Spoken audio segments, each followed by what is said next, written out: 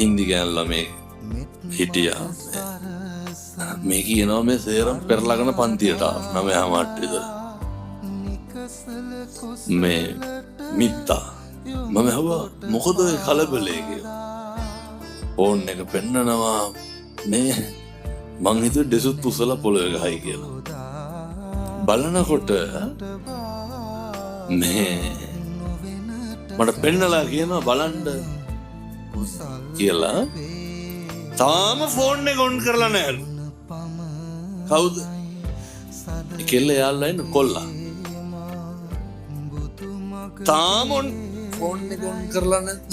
Online ඇවිල්ලා නැද්ද කොහෙද? ඔන්ලයින් ඇවිල්ලා නැහැ කියලා. මං කිව්වා ඉතින් කෝල් එක කරන් බලන්න. මේ නෑ මට සැකයි. මේ දවස් මං එදා තමයි තේරුම් ගත්තේ අනුන් ගැන සැක කරලා මිනිස්සු කොච්චර පිච්චෙනවද? මොකටද පින්නතුනේ අනුන් ගැන සැක කරලා අපි පිච්චෙන්නේ?